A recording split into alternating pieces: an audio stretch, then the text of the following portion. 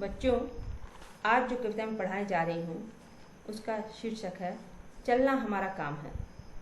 इसके कवि श्री शिवमंगल सिंह सुमन हैं। कवि परिचय देखिए। शिवमंगल सिंह सुमन का हिंदी के शीर्ष कवियों में प्रमुख नाम है। उनका जन्म उत्तर प्रदेश के उन्नाव जिले में हुआ है। काशी हिंदू विश्वविद्यालय से एमए डीलिट की उपाधियां प्राप्त कर ग्वालियर, इंदौर और उज्जैन में उन्होंने अध्यापन का कार्य किया। वे विक्रम विश्वविद्यालय उज्जैन के कुलपति भी रहे। उन्हें सन 1999 में भारत सरकार ने साहित्य एवं शिक्षा के क्षेत्र में पद्म भूषण से सम्मानित किया था। सुमन जी ने छात्र जीवन से ही काव्य रचना प्रारंभ कर दी थी। उन पर साम्यवाद का प्रभाव था।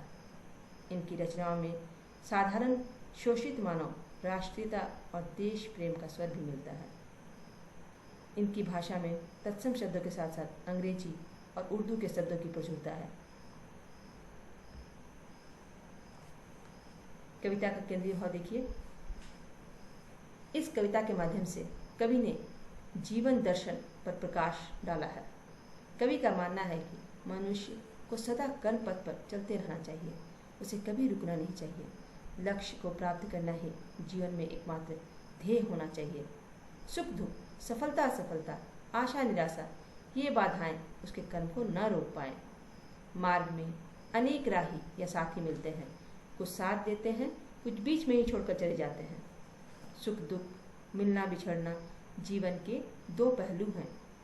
हमें सभी को सहते हुए आगे बढ़ना चाहिए। जीवन में हो सकता है कि कभी पूर्ण रूप से सुख शांति न मिले, लेकिन हमें फिर भी साहस और लगन के साथ सफलता पाने के लिए कर्म करते रहना चाहिए। यही हमारे जीवन का सार है और यही सफलता की कुंजी है। कविता की पंक्तियां देखिए। गति प्रबल पैरों में भरी, फिर क्यों रहूं दर दर खड़ा। जब आज मेरे सामने है रास्ता इतना पड़ा, जब तक न मंजिल पा सकूं तब तक मुझे न विराम है। चलना हमारा काम है। कुछ कह लिया, कुछ सुन लिया, कुछ बोझ अपना बढ़ गया। अच्छा हुआ तुम मिल गई, कुछ रास्ता ही कट गया। क्या राह में परिचय हूँ, राह ही हमारा नाम है। चलना हमारा काम है। भावार्थ है, कवि कहते हैं कि यदि हमारे पैरों में शक्तिशाली गति भरी है, अर्थात आगे बढ़ने की क्षमता है, तो क्यों दर दर खड़ा रहूं। अर्थात जीवन में जब तक कर्म करने के लिए मार्ग खुले हुए हैं, तब तक हार मानकर रुकना नहीं चाहिए। जब तक सफलता न मिल जाए, कर्मठ बने रहना चाहिए। जब तक हम अपने गंतव्य तक नहीं पहुंचते हैं, तब तक आराम करना अनुचित है।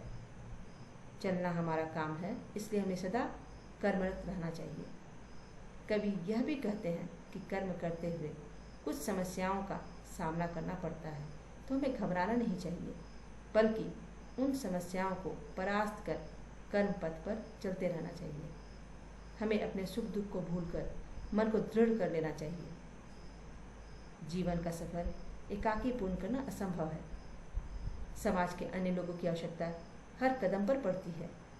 उनके साथ अपना सुख दुख भी साझा करते हैं। परिचय स्वरूप कवि ने राही शब्द का प्रयोग किया है, क्योंकि हम सब जीवन पथ के पथिक हैं। द्वितीय काव्यांश है। जीवन अपूर्ण लिए हुए, पाता कभी खोता कभी, आशा निराशा से घिरा, हंसता कभी रोता कभी, गति मति न हो अवरुद्ध, इसका ध्यान आठों याम है। चलना हमारा काम है। इस विशद विश्व प्रवाह में किसको नहीं बहना पड़ा, सुख दुख हमारी ही तरह किसको नहीं सहना पड़ा। फिर व्यर्थ क्यों कहता फिरूं, मुझ पर विधाता बाम है। चलना हमारा काम है। कवि का मानना है कि मनुष्य जीवन में कुछ भी पूर्ण नहीं है। मनुष्य कभी कुछ पाता है तो कभी खोता है। अतः कभी वह प्रसन्नता से झूम उठता है, तो कभी असफलता मिलने पर निराश होकर आंसू बहाने लगता है। मुसीबत के पल भी आठों प्रहर हमारी गतिशीलता तथा हमारी समझदारी बनी रहे, इसका ध्यान होना चाहिए। जीवन में सब दिन एक समान नहीं रहते हैं। कहा भी गया है, सब दिन होत न एक समान। कभी सुख मिलता है तो कभी दुख। कवि का कहना है कि सभी के जीवन में सुख दुख समान गति से आते रहते हैं, क्योंकि सुख और दुख दो किनारे हैं जिसके बीच जीवन की धारा प्रवाहित होती रहती है। अतः सुख दुख सभी के जीवन के अनिवार्य अंग हैं। एक हम ही नहीं है जिसके जीवन में दुख है। इसके लिए ईश्वर को दोष देना या हमारे भाग्य विपरीत है ऐसा कहना सर्वथा अनुचित होगा। इसलिए जीवन पथ की कठिनाइयों पर विजय प्राप्त करते हुए हमें आगे बढ़ते रहना चाहिए। अगर कठिनाइयों का सामना करना पड़े तो डट कर मुकाबला करना चाहिए। इस प्रकार जीवन पथ पर अग्रसर रहने में ही जीवन की सार्थकता है। अंतिम काव्यांश देखिए। मैं पूर्णता की खोज में दर दर भटकता ही रहा, प्रत्येक पग पर कुछ न कुछ रोड़ा अटकता ही रहा, पर हो निराशा क्यों मुझे, जीवन इसी का नाम है, चलना हमारा काम है। कुछ साथ में चलते रहे, कुछ बीच से ही फिर गए, पर गति न जीवन की रुकी, जो गिर गए सो गिर गए, चलता रहे हरदम उसी की सफलता अभिराम है, चलना हमारा काम है। इस पद्यांश में कवि शाश्वत सत्य को उद्घाटित करना चाहते हैं कि किसी की भी सभी कामनाएं पूर्ण नहीं होती। पूर्णता को पाने के लिए आदमी को कई कठिनाइयों का सामना करना पड़ता है, लेकिन हमें समस्याओं से घबराना नहीं चाहिए। हमें अपने लक्ष्य को पाने के लिए निरंतर उत्साहपूर्वक प्रयास करते रहना चाहिए। मार्ग में कुछ ऐसे साथी मिले जिन्होंने सदा साथ दिया, कुछ बीच में ही लौट गए, किंतु किसी के जाने से जीवन का प्रवाह तो रुका नहीं।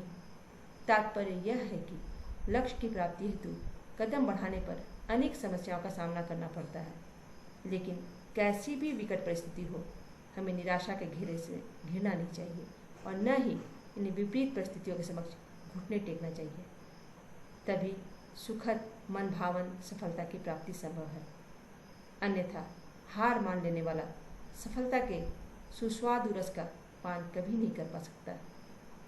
जो व्यक्ति पराजय स्वीकार कर निष्क्रिय हो जाते हैं वे कभी सफल नहीं होते हैं। इस प्रकार कवि चरय वेति अर्थात चलते रहो के सिद्धांत का प्रतिपादन करते हुए सदा गतिशील, कर्मठ तथा जुझारू बने रहने का मंत्र फूंकना चाहते हैं, जो सफलता तथा लक्ष्य प्राप्ति का एकमात्र एवं सर्वोत्तम साधन है।